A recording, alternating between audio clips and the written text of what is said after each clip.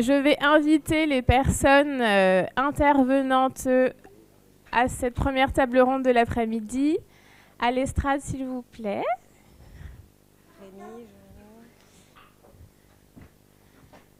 Nous avons le grand bonheur d'accueillir Rémi Calmont, Jérémy Coudray, Maë Vandelanotte et Solène Bost pour discuter des enjeux de prévention du chemsex dans les espaces festifs et les lieux de consommation sexuelle. J'avais envie de vous préciser aussi que la plupart des supports de présentation seront disponibles dans les jours suivant l'événement sur le site de la MMPCR. Et la captation vidéo de l'événement aussi. Donc les personnes qui n'ont pas pu tout voir ou tout bien entendre au fond de la salle notamment auront accès à tout ce qui s'est raconté aujourd'hui. Donc sans plus tarder, je vais vous inviter tous les deux, Jérémy et Rémi,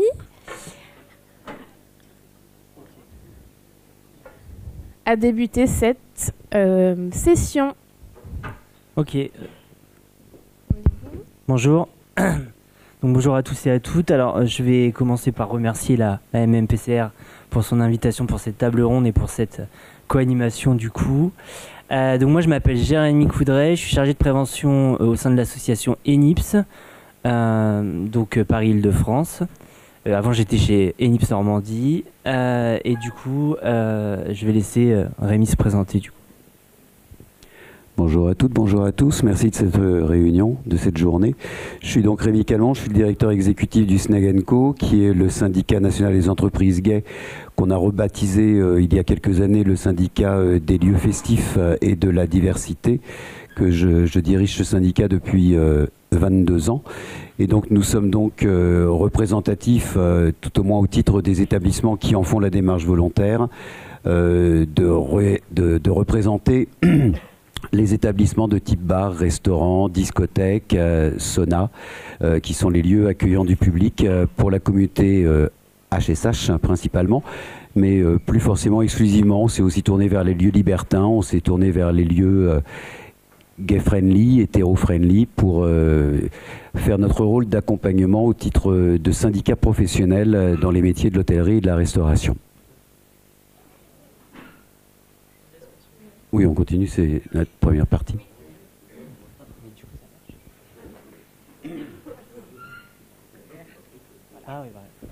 Alors du coup pour commencer, alors ENIPS et le SNEG, on intervient auprès des établissements depuis de nombreuses années depuis notre création.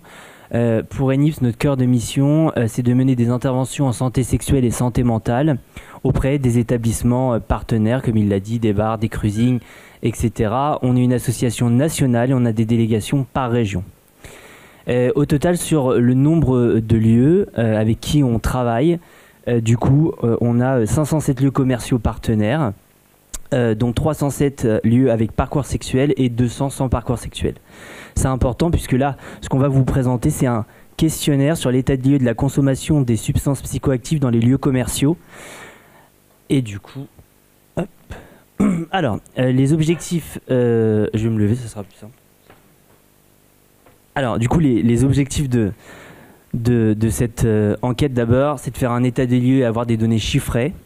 Et puis, essayer de connaître les difficultés, les freins que peuvent rencontrer les exploitants des établissements sur la question des substances psychoactives et plus particulièrement du chemsex. Donc, pour revenir, on a constaté que la consommation des substances psychoactives, elle a pris de l'ampleur ces dernières années.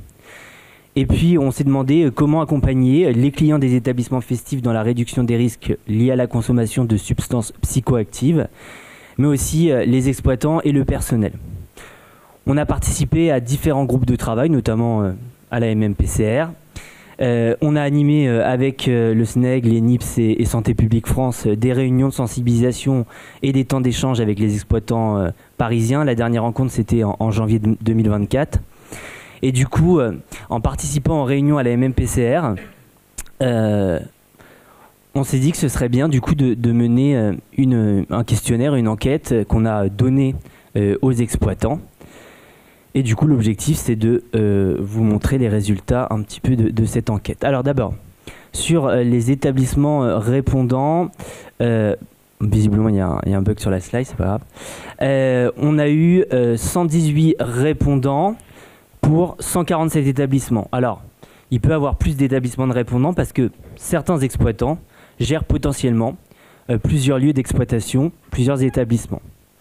Sur la répartition du coup géographique des réponses, on peut voir que la majorité des répondants se fait en Île-de-France. On a des réponses principalement en PACA, en Occitanie, en Nouvelle-Aquitaine et sur les Hauts-de-France.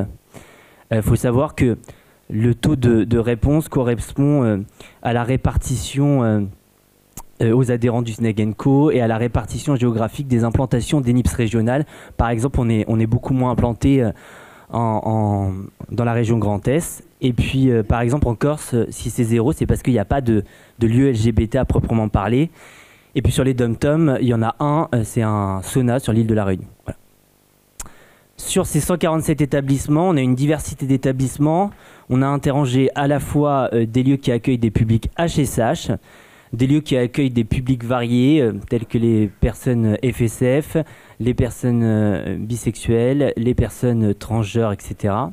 Et puis d'autres publics comme les hétérosexuels multipartenaires et les hétérosexuels. En sachant qu'un établissement peut accueillir plusieurs publics. Voilà.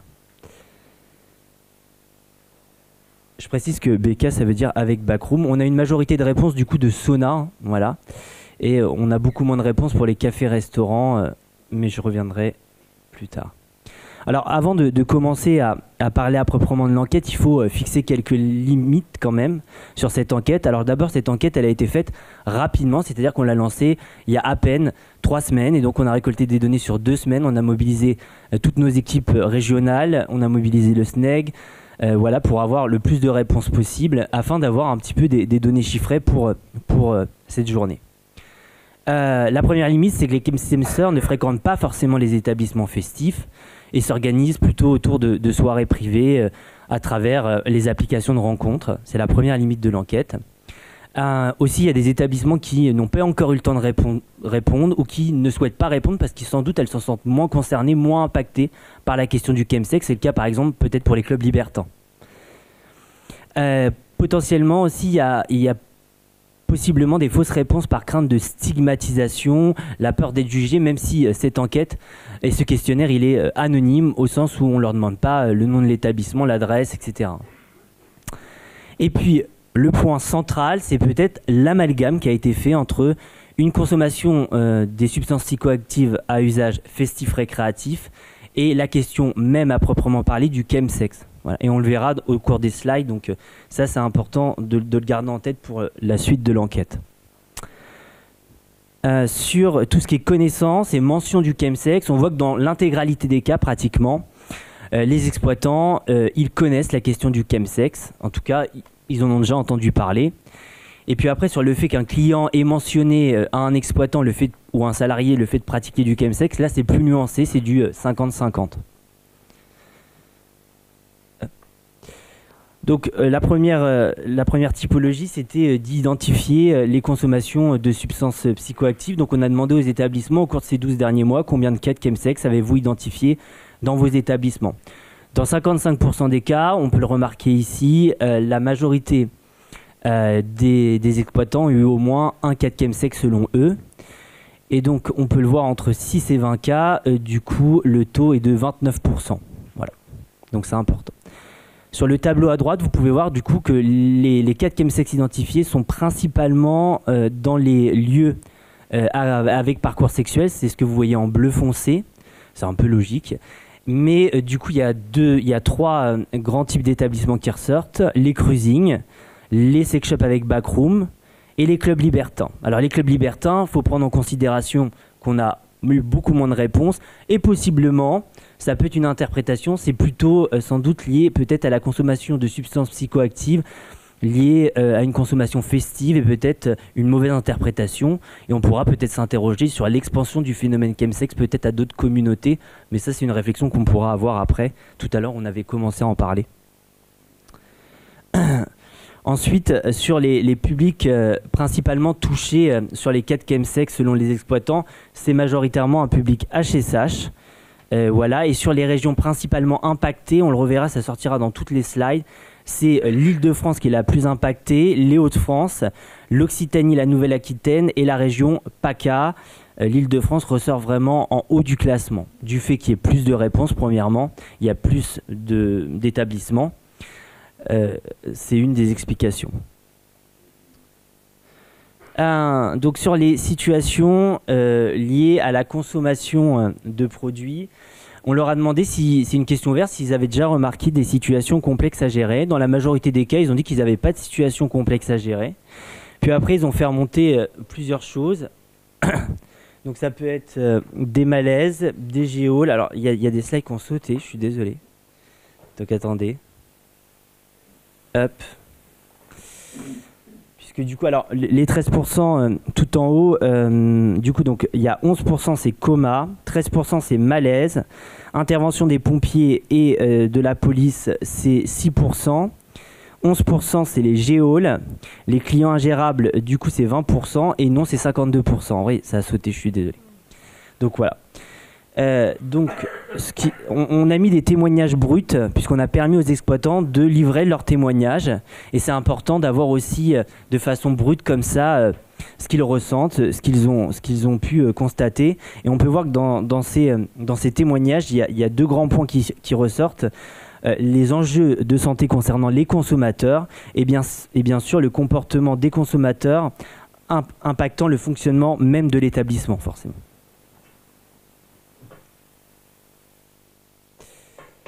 Donc ensuite, sur cette slide, vous pouvez voir, on leur a demandé s'ils avaient déjà eu des cas de comportement agité ou hors de contrôle.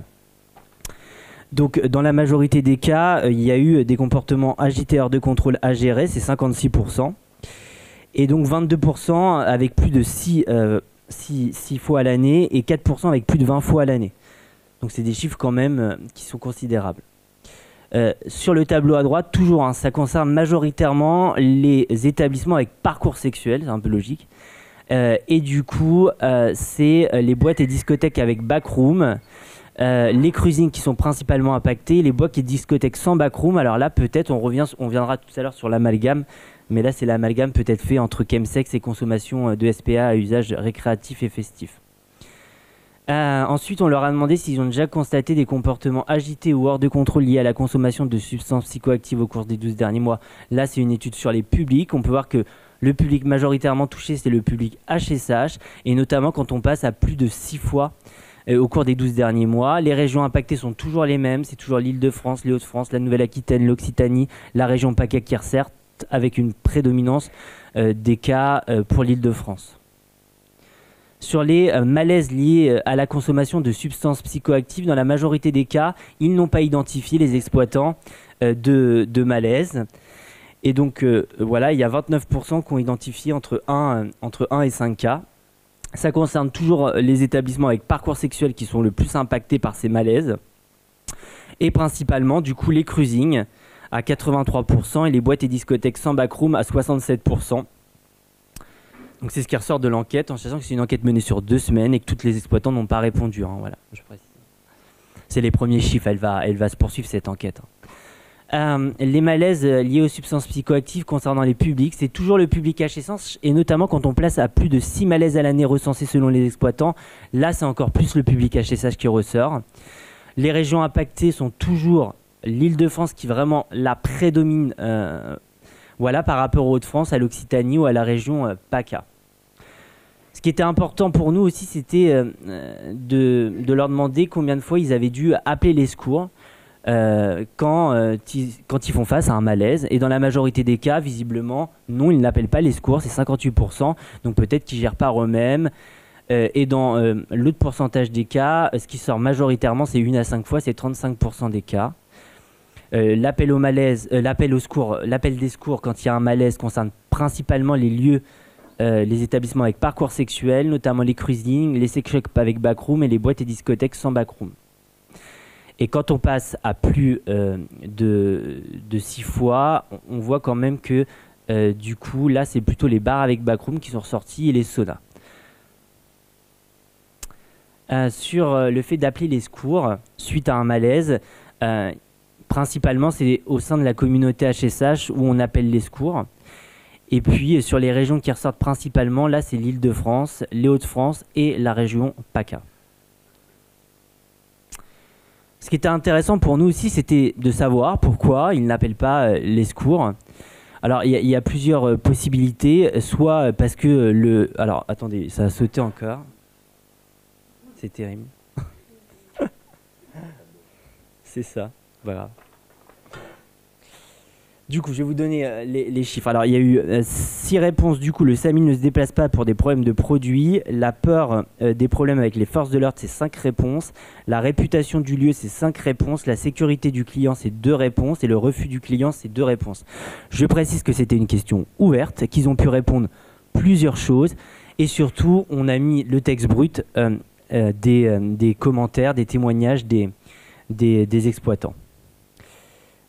Ce qui ressort dans ces témoignages, c'est 2 choses. C'est un premier plan sur la réputation et la fréquentation de l'établissement.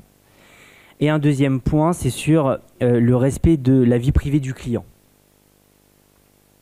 Par exemple, là, il y a le fait que le client soit marié, qu'il vienne au sauna, et forcément, il ne veut pas que son compagnon, sa compagne, l'apprenne. Les interventions et préventions autour du chemsex. Du coup, on leur a demandé s'ils avaient déjà dû intervenir dans une situation de chemsex au sein de vos établissements et comment ils avaient fait. Donc, ce qu'ils nous ont répondu principalement, c'était tout ce qui est pompier, la mise en sécurité, calmer la personne, mise à la porte. Et dans la majorité des cas, c'est non. Voilà. Sur la prévention du chemsex, alors pareil, ça a sauté, je suis désolé. La question c'était, avez-vous mis en place de la prévention dans vos établissements et sur la thématique du chemsex? Donc il y a tout ce qui est prévention de base, ça c'est majoritaire, tout ce qui est documentation, tout ce qui est affichage qui est ressorti principalement. Il y a la prévention plus avancée avec les actions de prévention, la mise à disposition de matériel de réduction des risques, soit les DASRI, soit les protections des verres. Et puis, il y a une personne qui a répondu la tolérance zéro. Et il y a 27% qui n'ont pas encore mis en place de la prévention, donc on peut mieux faire. Sur les partenariats avec les associations et les interventions, on leur a demandé s'ils avaient des partenariats associatifs. Alors là, je suis désolé, tout a sauté. Mais en gros, il y a 2 grosses associations nationales qui ressortent logiques. Il y a ENIPCETS, puisqu'on est national, on intervient beaucoup avec les établissements. Il y a des associations beaucoup plus locales. Les associations locales de prévention, que ce soit à Lyon, etc. et Marseille.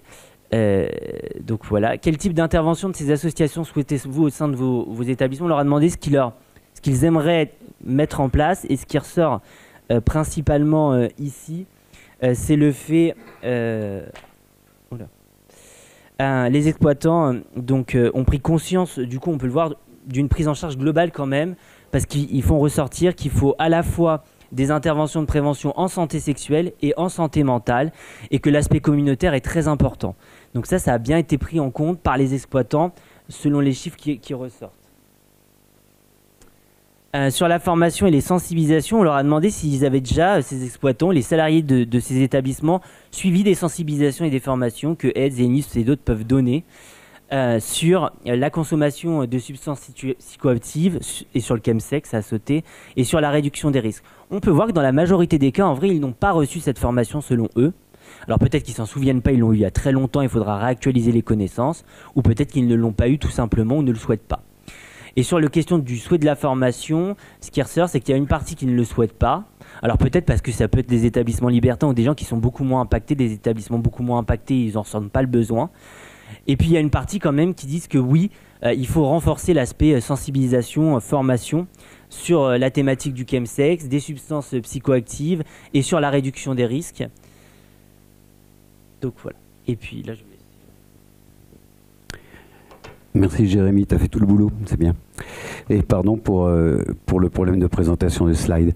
Donc effectivement, comme le disait Jérémy dès le départ, cette enquête qui n'a pas de valeur représentative, c'est pas un panel véritablement représentatif pour les répondants, c'est qui a bien voulu répondre. Entre les suivis documentaires de l'ENIPS et les adhérents du SNEG & Co, elle a ses limites. Elle a ses limites et on le disait ce matin, en fait finalement depuis le début de la matinée, on n'a pas tellement parlé des lieux dans lesquels se déroule la pratique du chemsex. C'est quelque chose qu'on n'a pas vraiment évoqué. Il est certain que si un cadre privé est a priori plus favorable, entre guillemets, à la pratique du chemsex sur des longues sessions, avec quand même un minimum de confort, un minimum d'organisation, entre guillemets, de la part des pratiquants, il est certain qu'au regard de l'inquiétude dont nous font part les exploitants, il y a la pratique du chemsex dans les établissements recevant du public.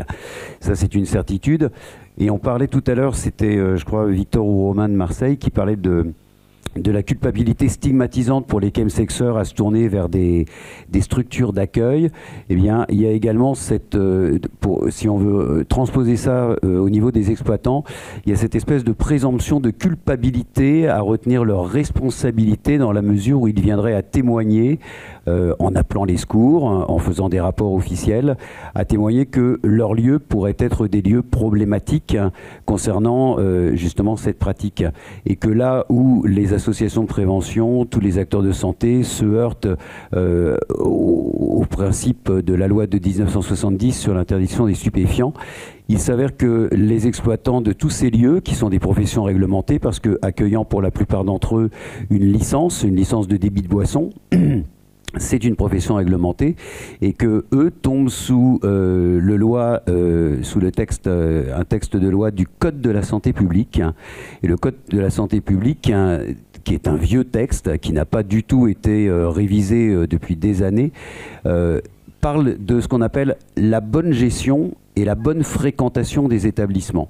C'est vraiment le texte qui est invoqué par les autorités de tutelle, qui fait que lorsque on veut retenir la responsabilité d'un établissement, on lui dit vous avez un problème de bonne gestion et de bonne fréquentation de votre établissement. Ça suppose que pour les établissements, il y a un risque, un péril de ce que les autorités appellent des mesures de police administrative. Pour traduire, ça s'appelle une sanction. Cette sanction, c'est le rappel à la réglementation, c'est ensuite l'avertissement. Ça peut aboutir jusqu'à la fermeture administrative d'un lieu, pouvant aller même jusqu'à 6 mois en cas de crime et de délit. Et parallèlement à ça, l'exploitant lui-même peut engager sa responsabilité en tant que personne physique à titre pénal. Ça peut supposer une amende, ça peut supposer une peine de prison, ça peut supposer une interdiction de gérance pendant quelques années. Donc c'est ce qui fait toute la difficulté de faire en sorte que de comprendre que pourquoi est-ce que les établissements répondent pas à ce questionnaire, pourquoi est-ce qu'éventuellement ils nous donnent des mauvaises réponses, c'est qu'ils sont dans la crainte, dans l'inquiétude, sans nier la réalité du fait que le phénomène existe, que beaucoup mettent en place des politiques de prévention pour prévenir, qu'il est interdit d'eux, etc., etc. Mais finalement, historiquement parlant, avant même l'émergence de ce qu'on appelle donc maintenant la pratique du chemsex, historiquement parlant, dans les établissements, il y a toujours eu la question de la circulation, de la consommation des stupéfiants. On a tous vu dans les années 80, enfin pour ceux qui étaient nés, 80, 90, déjà des panneaux, des messages d'information qui indiquaient que toute consommation, toute détention de stupéfiants était interdite dans l'enceinte de l'établissement et que dans le cas contraire, il serait fait appel aux forces de l'ordre, etc., etc. C'est pas, à mon avis, de bon cœur, hein. C'est simplement que quand la pérennité administrative d'un établissement est menacée par un comportement de client et que ça peut se faire à l'insu totale de l'exploitant, il est quand même très rare qu'il y ait de la connivence, de la complicité et même du laxisme, du laisser-aller de la part des exploitants. Mais voilà, c'est ce qui peut expliquer la timidité et l'hésitation des exploitants, tant à répondre à notre questionnaire qu'à prévenir les forces de police et les secours. Lorsqu'on prévient les secours et qu'on appelle par exemple les pompiers étant entre guillemets des militaires, les pompiers ils font systématiquement référence ensuite aux forces de police de l'événement qui est advenu dans l'établissement. Et au bout d'un moment, lorsque vous avez le casier judiciaire entre guillemets de l'établissement qui se garnit au fur et à mesure de plusieurs cas, on finit par se dire cet établissement-là quand même il est problématique. Donc on se retrouve devant la préfecture, que ce soit à Paris ou n'importe où ailleurs sur le territoire, parce que nous aussi on est de compétence nationale. L'établissement se retrouve pris au piège face à un phénomène sur lequel il n'a absolument aucun moyen de lutter, parce qu'il n'a aucun moyen de police. Il faut savoir que les agents de sécurité qui sont aux portes des établissements, quand il y en a, il faut savoir que les salariés des établissements, quand même ils ne seraient pas agents de sécurité, n'ont absolument aucune légitimité à procéder à des contrôles pointus, à des fouilles des personnes, de leurs sacs, etc. Et puis comment discerner une personne qui se présente à la porte d'un établissement? Il peut être tout à fait clair, tout à fait lucide lorsqu'il se présente à l'établissement, et puis une demi-heure plus tard, une heure plus tard, pour avoir consommé soit avant, soit discrètement dans l'enceinte du club ou du sauna, devenir ensuite un petit peu, comme on l'a dit là, comportement ingérable. Voilà. Merci beaucoup pour cette présentation.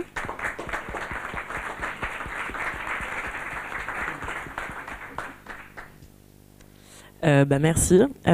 Du coup, moi, je vais plutôt me centrer sur la partie usager-usagère, pas tant du côté des lieux d'exploitation, mais plutôt à travers un projet d'enquête aussi que j'ai mené dans l'association dont je fais partie qui s'appelle Keep Smiling. Donc, on est basé à Lyon. Et on œuvre depuis 1996 sur la réduction des risques en milieu festif, que ce soit légaux ou illégaux. Donc on intervient dans toute la région Auvergne-Rhône-Alpes. Et on est la seule en fait qui intervient sur les milieux festifs illégaux. Du coup, ça nous donne vraiment un public qui est assez différent des autres associations. Et du coup, aujourd'hui, je vais vous présenter un projet de recherche qu'on a mené qui s'attache plus à élargir la définition du chemsex, pas tant en tant que phénomène culturel présent principalement dans la communauté ACHH et avec certains produits comme les catinones, le GHB, etc., mais plus comme un phénomène de consommation sexualisée de produits psychoactifs qui en vrai est présent dans beaucoup de milieux et dans une population de plus en plus variée, comme on va le voir.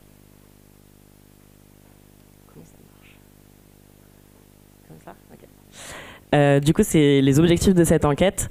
C'était un peu, de manière générale, améliorer l'état des connaissances sur ce sujet de façon empirique pour pouvoir après adopter une approche plus pertinente de notre réduction des risques au nouveau public et aux nouvelles pratiques, aux nouveaux modes de consommation et aux nouvelles ampleurs en fait, du phénomène. Donc dans un premier temps, on a déterminé les facteurs individuels et systémiques qui ont un effet sur la consommation sexualisée de produits psychoactifs. Donc comme on en a parlé déjà un peu ce matin, on a des facteurs individuels qui sont plutôt de l'ordre potentiellement de la santé mentale, etc.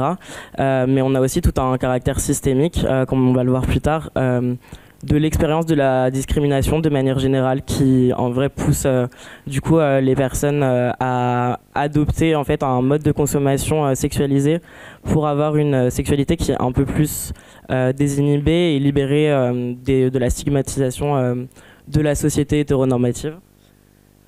Dans un deuxième temps, du coup, le but c'était de déterminer les effets de cette consommation sur le désir, la libido et le consentement. Donc on va parler de désir pendant la consommation, de libido sur le long terme, en dehors de la consommation, pour un peu évaluer l'impact biopsychologique sur les individus, et aussi sur le consentement, donc le consentement sexuel en contexte de consommation bien sûr, mais aussi le consentement à la consommation en contexte sexualisé, ce qui est un phénomène qui est aussi présent dans les pratiques sexualisées avec consommation. Et enfin, le but c'était aussi de déterminer les risques spécifiques aux USD. Donc quand je parle d'USD, c'est pour élargir un peu la définition du chemsex, c'est usage sexualisé de drogue. Je vais pas faire la distinction entre produits légaux ou illégaux puisqu'on a aussi intégré l'alcool dans l'enquête, puisque c'est quelque chose qui est très présent et qui a des effets sur le consentement. Et du coup, on peut évaluer aussi quelles sont les particularités de ces risques en fonction de qui est la personne, quelles sont ses consommations et quelles pratiques elle a. Pour après, nous, au final, le but c'était de rédiger un nouveau flyer de prévention sur ces sujets-là. En 2021, on a rédigé un flyer qui s'appelle Fête et consentement. Et là, le but c'était d'en produire un deuxième qui s'appellerait plus consentement et sexualité ou consentement, consommation, on ne sait pas encore, mais on exploitera ça du coup plus tard. Du coup, dans la démarche de recherche, c'est un projet qui a pris très longtemps parce que c'était de la recherche, déjà de 1, et de 2, c'était de la recherche communautaire. Donc ça veut dire qu'on a essayé de mobiliser vraiment des différents champs, en fait, entre le médico-social, l'associatif et les usagers et usagères elles-mêmes, en les intégrant du coup au processus de recherche. Comme on est une association communautaire, les personnes qui ont élaboré au sein de l'association ce sujet-là sont aussi concernées du coup par la prise de drogue en contexte sexuel. Et du coup, on a valorisé en fait l'expertise expérientielle des intervenantes en milieu festif, mais aussi l'expertise expérientielle en fait de la consommation et de leurs observations en milieu plus personnel. Et quelque chose qui était important pour nous, c'était aussi de contrer un peu l'androcentrisme de la science, donc le fait que la science, au sens classique, soit quand même centrée sur les hommes et faite par les hommes. Et comme on le verra, ça a des impacts très concrets sur les stratégies de prévention actuelles. Par exemple, la PrEP qui n'est pas proposée aux mecs trans de façon systématique parce qu'on ne sait pas si ça marche, en fait, vraiment, quels sont les risques spécifiques aux personnes avec un vagin plutôt qu'un pénis. Et du coup, ce qui était important pour nous, c'était de se situer dans notre pratique de la recherche. D'où est-ce qu'on parle, quel cadre de pensée on adopte et à destination de qui on parle.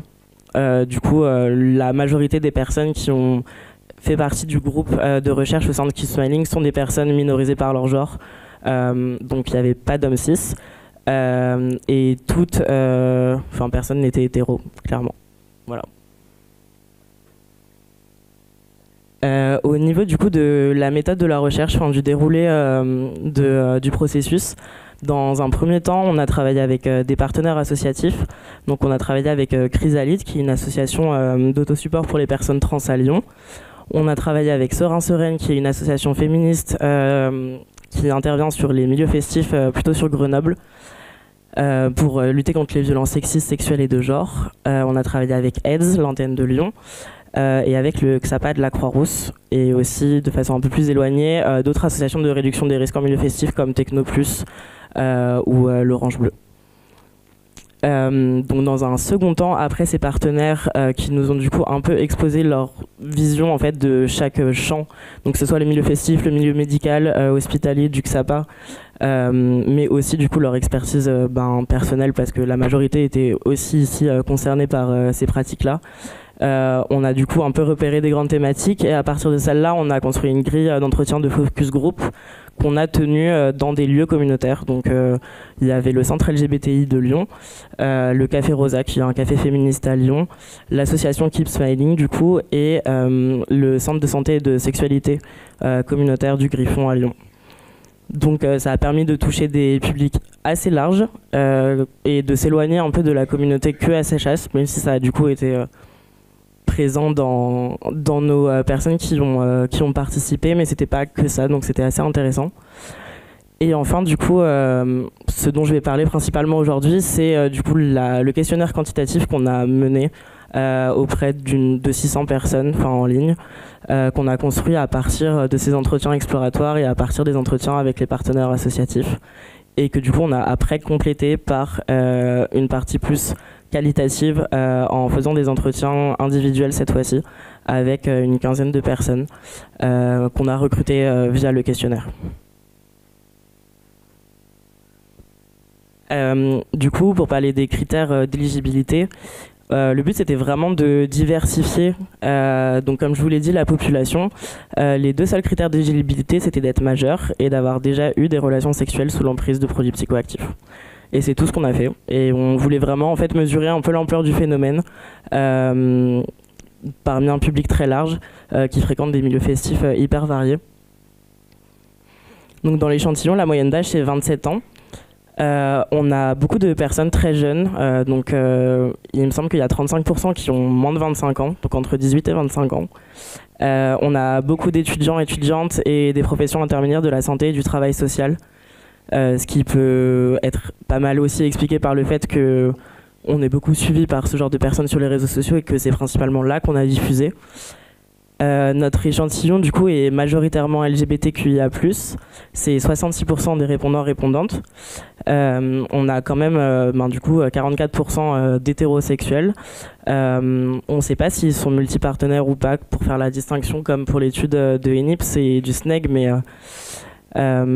pour le coup c'est quand même c'est pas 90-10% quoi, c'est quand même relativement équilibré. Et au niveau de l'identité de genre, on a une proportion très importante de personnes trans par rapport aux études globales sur le phénomène du chemsex. Il y a une personne du XAPA, du coup de la Croix-Rousse, qui a fait une thèse sur ce sujet il y a 2 ans. La part des personnes trans, c'était 2%. Du coup là, on a un échantillon qui est quand même vachement plus représentatif des personnes trans. Donc je ne sais pas si c'est parce que les personnes trans connaissent plus notre association parce qu'on est clairement identifié comme LGBT, ou si c'est que les personnes trans ont plus de pratiques sexuelles en contexte de consommation. Mais dans tous les cas, ce qui est important, c'est que du coup c'est représenté un peu plus dans notre enquête, donc c'est intéressant. Au niveau des milieux festifs que le public fréquente, donc ça va être surtout les festivals, les soirées techno. À 60%, ils fréquentent les free parties. Donc ça s'explique encore une fois par le public qu'on touche de manière générale avec nos actions globales. Les bars, les soirées queer, les boîtes de nuit généralistes, les squats. Et c'est assez surprenant du coup vis-à-vis de ce qu'on vient d'entendre dans la présentation de Rémi et Jérémy, mais du coup les sex parties, donc ce qui incluait les saunas, les bars avec backroom, sont représentés qu'à 10%. Donc là on a vraiment un échantillon qui est totalement différent, et en fait on a du coup des personnes qui consomment à 80% chez eux ou chez des amis, donc il n'y a que 20% qui consomment vraiment, qui ont du sexe en consommant dans les milieux festifs qui sont évoqués là. Mais par contre, du coup, ça veut dire que ce phénomène est répandu chez tous les gens qui sont présents ici dans tous ces milieux et qui pour autant ne fréquentent pas forcément des lieux faits pour ça. Du coup, les produits les plus relevés, les plus désignés comme consommés par les personnes en contexte sexualisé, c'est l'alcool en premier, avec 51% des personnes qui consomment parfois de façon sexualisée ce produit, 21% souvent et 2% toujours. Donc en fait, ça veut dire qu'il n'y a que 11 personnes des personnes qui consomment de l'alcool qui n'ont jamais de relation sexuelle sous emprise de ce produit. Pareil avec la MDMA, la proportion est de 24% de personnes qui n'ont jamais de relations sexuelles sous l'emprise de ce produit, mais ça reste quand même hyper élevé avec 46% où c'est parfois. Et étonnamment, les catinones sont à 37%. Donc on a vraiment un phénomène qui est vachement différent du chemsex, comme on peut l'entendre dans sa définition stricte. Et comme l'alcool et la MDMA sont les 2 produits les plus consommés par notre échantillon de manière générale, pas forcément que sexualisés, c'est un phénomène qui est quand même du coup assez important. Du coup, au niveau des facteurs qui expliquent un peu cette consommation, on va avoir, comme je l'ai dit, des facteurs individuels et plus systémiques. Donc dans un premier temps, on a en fait demandé directement aux personnes ce qu'elles relevaient elles comme facteur qui avait un impact, pourquoi elles consommaient. Ce qui est du coup hyper intéressant, comme on en a parlé ce matin avec le traumatisme du VIH/SIDA pour la communauté ACHS en contexte de chemsex. Ça revient ici aussi beaucoup, mais ça va pas être le même type de traumatisme culturel, on va dire, c'est plus des traumatismes individuels et très souvent c'est des vécus de violences sexistes, sexuelles ou de genre. C'est la première raison que les personnes invoquent. Donc en facteur individuel, on a la neuroatypie et la santé mentale qui ressortent beaucoup. La santé mentale est souvent comprise comme une conséquence négative de la pratique du chemsex, mais c'est aussi du coup un facteur d'entrée dans la pratique du chemsex en fait, et donc il y a un double lien de de corrélation qui est important de soulever. Et enfin, je vais juste parler des discriminations ici, mais que ce soit l'expérience du racisme, de la transphobie, de l'homophobie, la recherche a quand même bien montré que l'expérience de la discrimination, c'était un facteur de consommation, et d'autant plus dans la consommation sexualisée quand on traite ça a trait à des normes de genre, de beauté, de comportement et de pratique. Et du coup, ça ressort aussi beaucoup ici. Et enfin, du coup, on a les traitements médicamenteux où on va prendre de la drogue pour compenser les effets négatifs des traitements médicamenteux. Et pareil pour la contraception, le traitement hormonal de substitution, en fait, les personnes utilisent les produits pour se sentir mieux dans leur corps et dans leur tête. Le temps d'avoir ces relations sexuelles-là et augmenter en fait leur envie surtout. Donc en fait là c'est du coup les raisons de la consommation sexualisée. Donc pourquoi en fait les personnes déclarent consommer. On voit que la première raison c'est pour se désinhiber ou avoir plus confiance en soi en première place. Et ensuite c'est pour du coup avoir moins ou pas de complexe avec son corps. Donc ce qui est vachement plus présent chez les personnes femmes cis ou trans et les personnes non binaires. Et ensuite, c'est pour avoir plus envie, qui est une part à peu près égale chez tout le monde.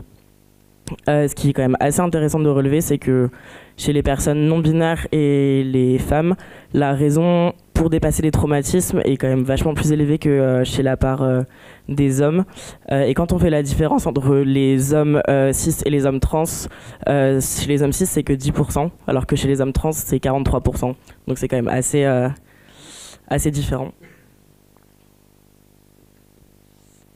Du coup, on a essayé aussi d'évaluer l'effet des usages sexualisés de drogue sur le désir et la libido pour évaluer leur effet sur la sexualité de manière générale.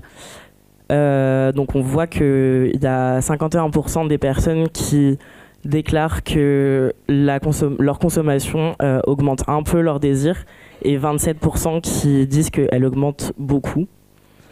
Ce qui veut dire qu'il y a quand même une grande majorité de personnes qui indiquent que la consommation a un effet d'augmentation du désir, ce qui peut aussi poser des questions sur la capacité à déterminer son consentement si on n'avait pas forcément envie autant avant de consommer qu'après avoir consommé. Est-ce que c'est du coup de l'effet de la drogue qui donne vraiment envie ou est-ce que c'était une envie qui était déjà présente? C'est quelque chose qu'on a retrouvé pas mal en entretien, mais c'est un lien d'explication qui est quand même assez complexe à exploiter en termes quantitatifs et on n'a pas encore fini l'exploitation des résultats qualitatifs, donc je peux pas vraiment vous en dire beaucoup plus là-dessus. Et par contre sur la libido, la majorité des personnes relèvent que ça n'a pas d'effet. Donc il y a 50% qui relèvent que leur consommation n'a pas d'effet. Par contre pour certaines ça augmente un peu. Pour 9% ça augmente beaucoup. Mais de manière générale, on voit que ça a beaucoup moins d'impact sur le long terme que sur le court terme, la consommation de produits. Au niveau de l'évaluation des risques, du coup, on a cherché à savoir quelles étaient les pratiques que les personnes faisaient uniquement en contexte de consommation sexualisée. Donc ce qui ressort le plus, c'est la sodomie, ce qu'on peut coupler avec les pratiques anales de manière générale.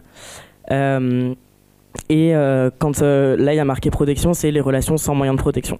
Donc en fait on voit que les pratiques les plus effectuées seulement en contexte du SD, c'est des pratiques à risque, enfin qui sont définies largement par la littérature comme à risque, où il peut y avoir quand même des conséquences de santé et de contamination d'IST et de MST assez élevées.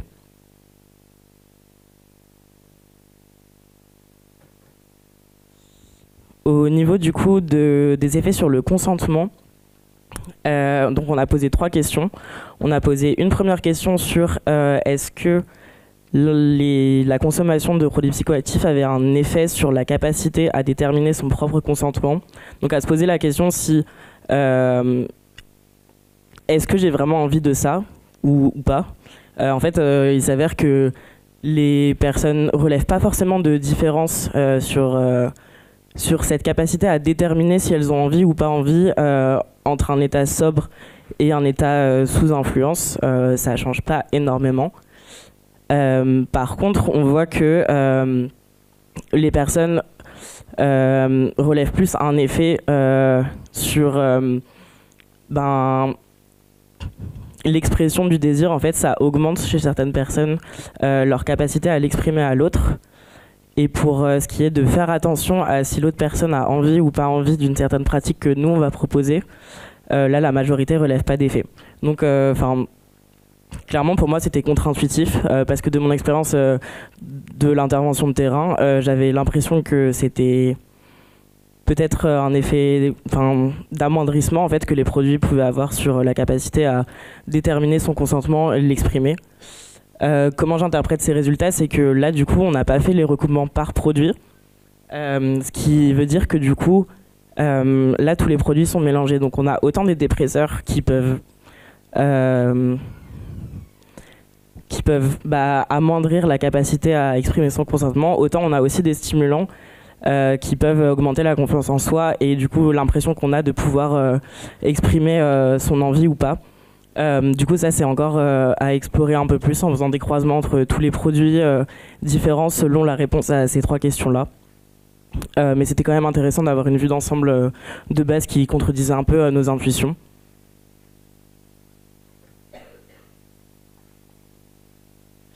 Et du coup, pour un peu parler de RDR en soi, on s'est rendu compte, comme on a parlé juste avant, des pratiques qui étaient effectuées que en contexte sexuel de consommation. Il y a beaucoup de personnes qui déclarent éviter consciemment certaines pratiques quand elles ont consommé. Donc en fait, c'est le premier mot, elles se mettent des limites avant de consommer. Donc en amont, comme on peut le voir en dessous. Il me semble que c'est 35% des personnes qui mettent en place cette stratégie-là. Et en fait, ce qui ressort juste de manière générale, c'est avec les mots personne, envie, discuter, ami, en amont, parler. C'est en fait la pratique d'une communication volontaire et en fait un temps dédié à ça, que ce soit pendant les rapports sexuels mais aussi avant, donc qui est assez important. Sachant que du coup, je vous en ai pas vraiment parlé, mais les personnes ont tendance à avoir des relations sexuelles à 74% avec des personnes qu'elles ne connaissaient pas avant la soirée en question. Du coup, c'est pas forcément quelque chose qui favorise la pratique d'un consentement éclairé quand on connaît pas la personne.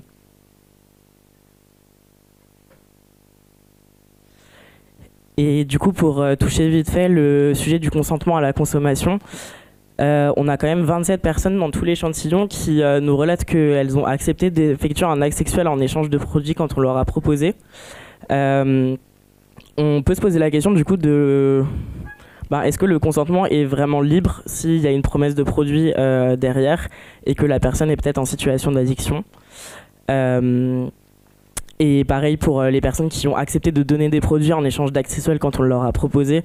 Est-ce que du coup c'est vraiment pratiquer un consentement qui est libre de tout rapport de domination ou rapport de force quand il y a en fait juste un échange qui est là. C'est un phénomène qui est quand même assez présent dans les milieux festifs. Mais du coup ça pose la question un peu plus loin de comment les personnes le vivent en fait, et est-ce que le consentement est possible d'être donné de façon éclairée, claire, libre et spécifique dans ce contexte-là.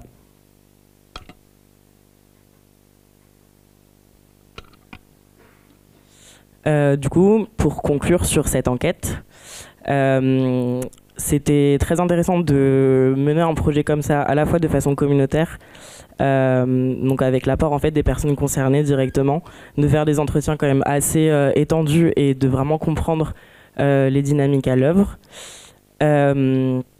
C'était aussi très intéressant d'élargir le sujet vraiment, sur le public, sur les produits dont je vous ai pas fait la liste, mais vraiment on en avait une vingtaine de produits, et après d'autres classes de produits qu'on n'a pas détaillées, comme les RC qui n'étaient pas dans la liste de produits classiques, mais on a quand même été vraiment large.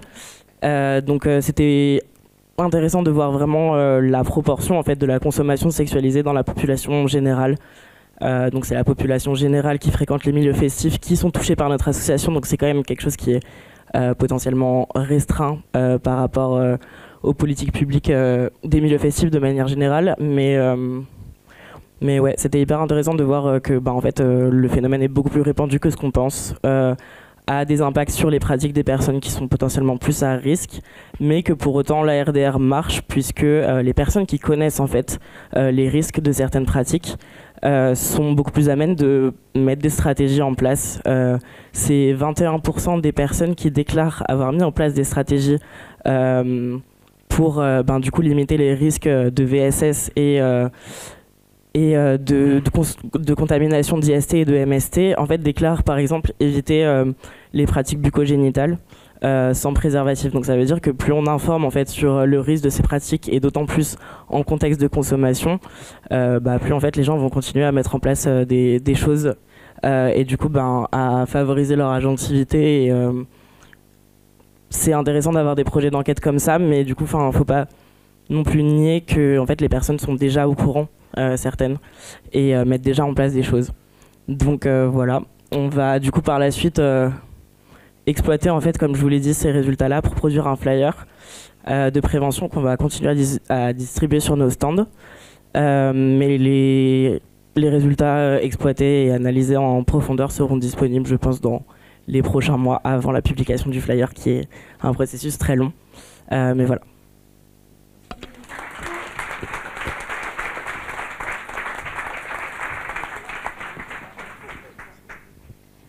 Solène, à toi pour 10-15 minutes avant les échanges. Ouais, merci. Je vais être rapide, ça marche. Vous m'entendez? Ouais, c'est bon? Super. Bon, ça va être un peu plus light pour qu'on ait du temps pour les discussions. Ah mince. Merci. J'appuie sur le bouton vert. Ok. Alors, très rapidement, donc moi je suis la directrice d'Aremedia. Donc ça, c'était juste, voilà, je ne vais pas faire un focus sur Aremedia, mais juste pour vous représenter qui on est. Donc nous, Aremedia, on travaille à la fois avec des centres de dépistage, donc des CGID d'un côté, et des associations communautaires ou des établissements. De plus en plus, on a des sollicitations. Donc voilà, donc on a un rôle de médiation à l'interface entre du coup les hôpitaux d'un côté et tout le milieu communautaire, associatif et les établissements spécialisés, établissements gays, avec des lieux de consommation sexuelle, etc., que je vais détailler du coup dans cette présentation. Alors, où est-ce qu'on intervient du coup en milieu festif et au niveau des lieux de consommation sexuelle? On est présent dans des saunas HSH. Donc nous, on est surtout implanté en Île-de-France, donc c'est notre territoire d'intervention. Donc sauna HSH, sauna libertin où il y a des bisexuels. Je ne sais pas si tous les libertins sont bisexuels, contrairement à ce que disait mon collègue de Marseille ce matin, mais ça, on pourra en rediscuter. Ensuite, on est beaucoup en milieu festif, sur tout ce qui est club, boîte de nuit, discothèque, des soirées thématiques LGBTQIA+, des soirées un peu thématiques fétiches. On va avoir des sollicitations d'organisateurs de soirées privées qui louent des clubs, des salles d'escalade, enfin voilà, plein de lieux comme ça pour organiser des soirées. Et on a aussi nos propres consultations médicales dédiées à la communauté LGBT qui se font dans des hôpitaux partenaires, où là, du coup, on a une file active de personnes qui se déplacent à l'hôpital, mais du coup, c'est l'association Aremedia qui assure l'accueil, la médiation, le suivi, etc. Alors, comment est-ce qu'on intervient? Nos modalités d'intervention. Donc, quand les personnes arrivent vers nous, donc il y a évidemment une maraude, même quand on est en club, etc. Il y a de l'aller vers, avec du coup un recrutement communautaire au sein de l'association. Les personnes donc, vont être accueillies par le chargé de projet, vous le verrez en photo. Il va y avoir un premier entretien avec du counseling, des messages de réduction des risques, etc. Et ensuite, un entretien avec le médecin où à ce moment-là, lui sera proposé ce que nous on appelle un dépistage la totale. C'est un dépistage complet, du coup, avec sérologie, bactériologie, autoprélèvement, etc. Et à la suite de ça, à la suite de l'entretien médical ou de l'entretien infirmier, ça dépend du parcours, la personne, du coup, va être orientée vers tout un tas d'offres. Donc, on a évidemment le TPE, on a du matériel de RDR à dispo, on a tout ce qui est traitement présomptif pour les IST s'il y a déjà des symptômes, etc. On fait beaucoup d'orientation pour tout ce qui est PrEP, sur notre consultation, mais aussi vers des partenaires. Et évidemment, on fait des orientations pour tout ce qui est camsex quand il y a la demande des personnes. Et on fait beaucoup d'orientations pour tout ce qui est psychotrauma. J'y reviendrai juste après dans la présentation. Et après, évidemment, la fin du parcours, c'est du coup la remise de la personne dans un parcours de soins avec du coup le rendez-vous à l'hôpital. Hop, alors voilà, ça c'est très rapidement pour montrer nos stratégies d'intervention et comment on est hyper mobile avec voilà, du matériel très léger. Ouais. Ah pardon, je parle plus dans le micro, plus fort. Ok, ça marche. Alors là, je vais faire un focus du coup. Ça va là ? Ouais, super.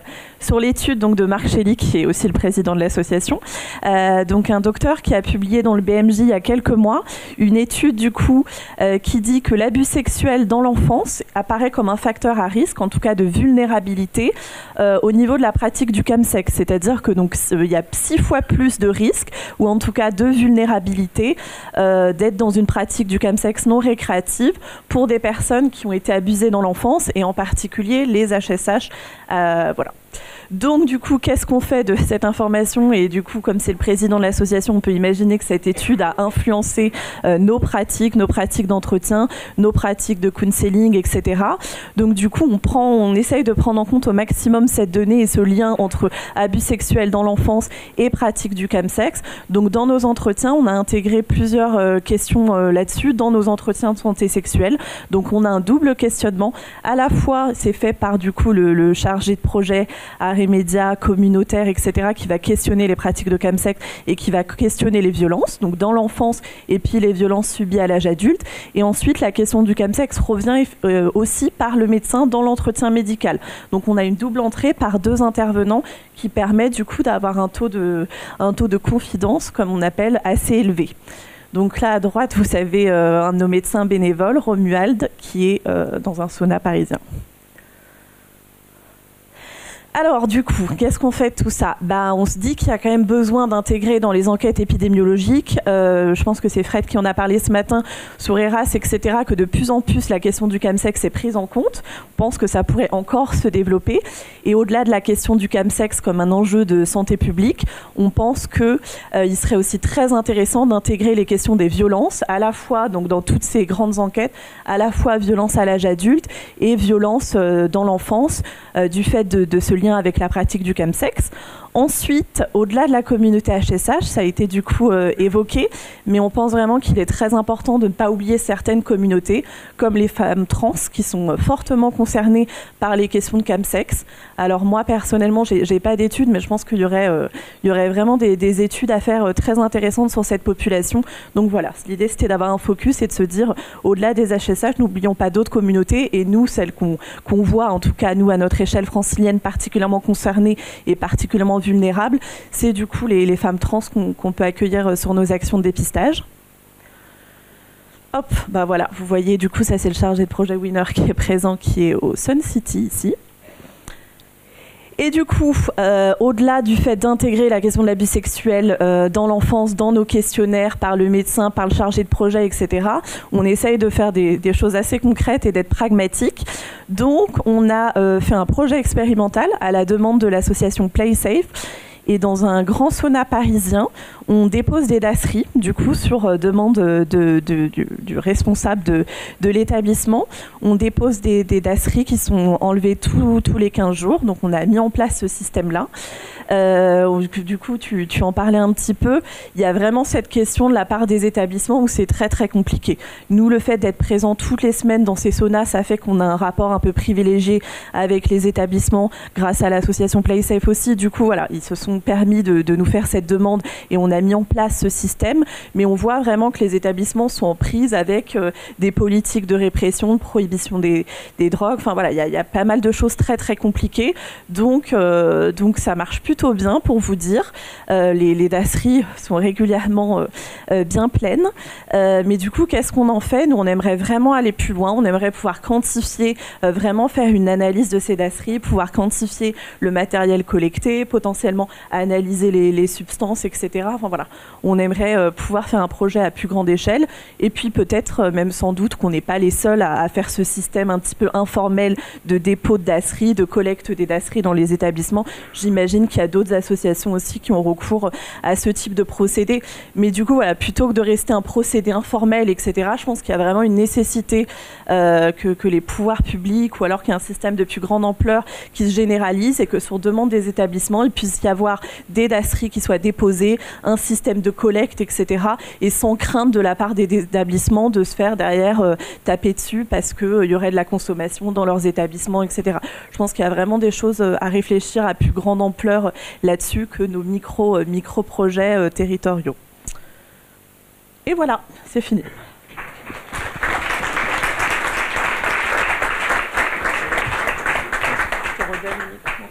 Déjà. Oui, j'ai un micro. Je ne sais pas si ça fonctionne et que tout le monde m'entend. Merci beaucoup à tous pour vos présentations. Moi, il y a un point que j'avais envie de souligner en vous écoutant, c'est que on se rend bien compte depuis ce matin que tous les acteuristes concernés ont des connaissances très précises sur le chemsex, sur les files actives qu'ils reçoivent, mais que là où on a un manque, c'est de la systématisation des données, c'est de la clarification sur les états des lieux.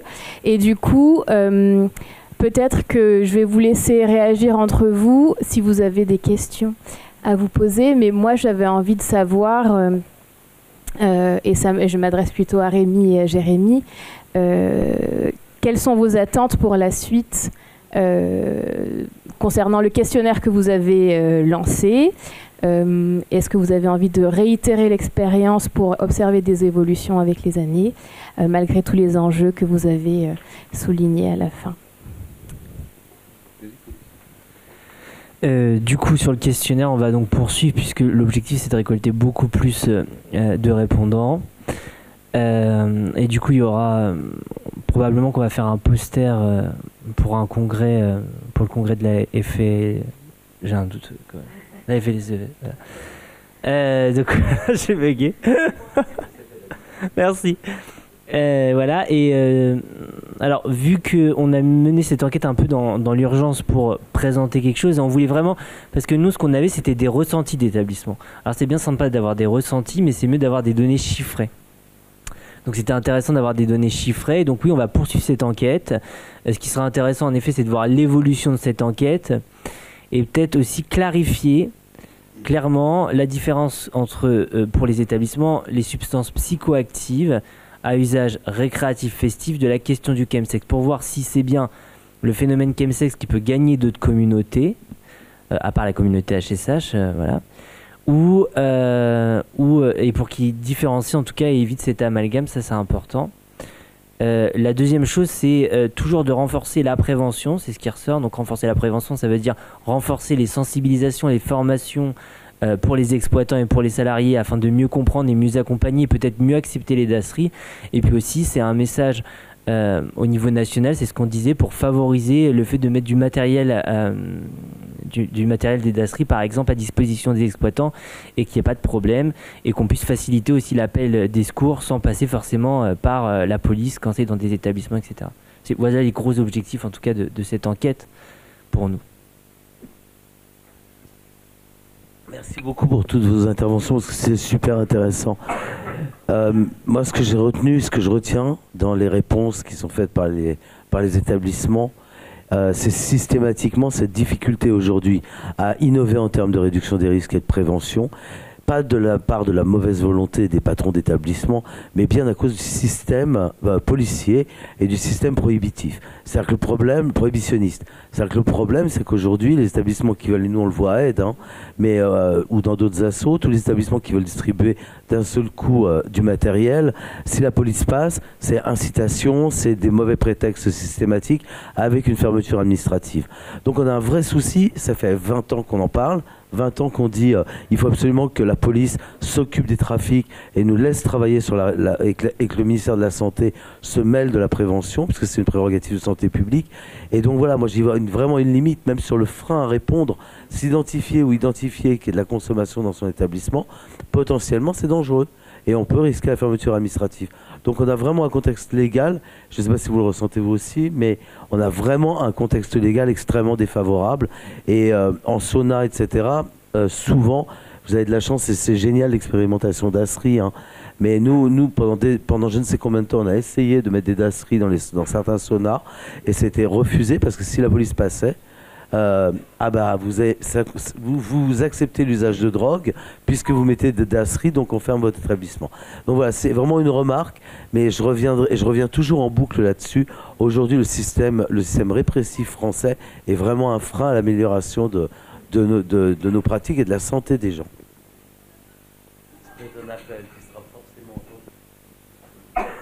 je vais souligner un peu cet appel aussi, en rappelant qu'en fait les établissements ils sont quand même particulièrement démunis devant ce phénomène de société.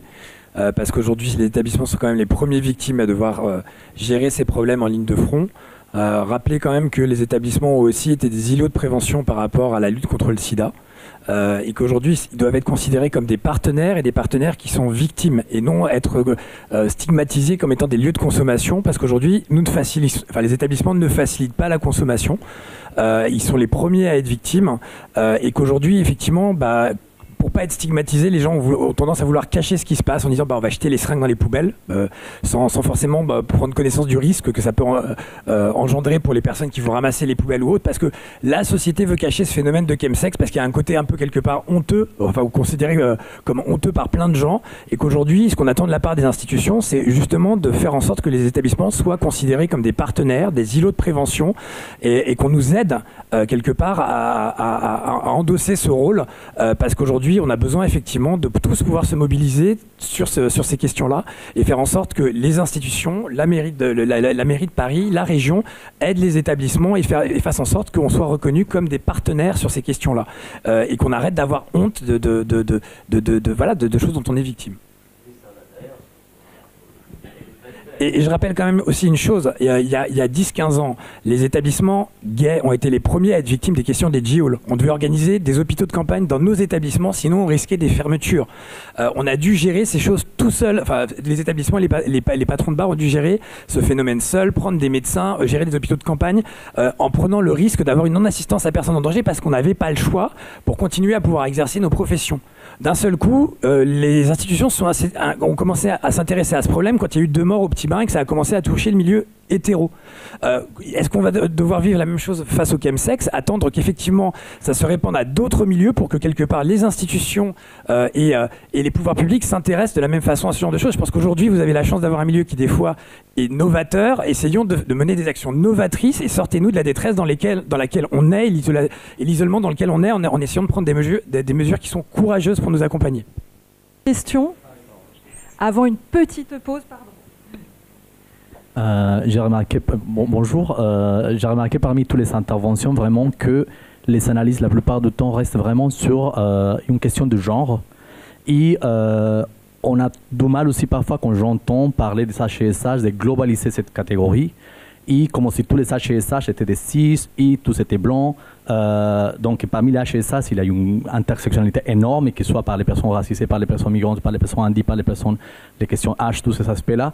Donc c'est plutôt une interpellation à des gens qui font des terrains, qui font des enquêtes, à essayer de regarder beaucoup plus large que les genres, à regarder plus large que l'orientation sexuelle, pour essayer de comprendre vraiment comment ce phénomène, il va partout et il fait des différentes choses parmi les différentes populations HSH qui existent. Voilà.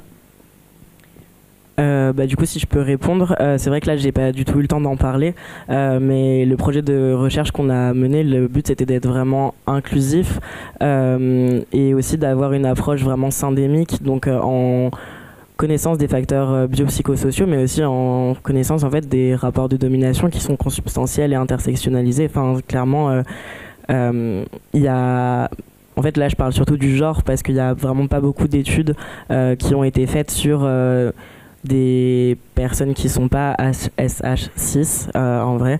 Et du coup, là, c'est le manque premier que je relève.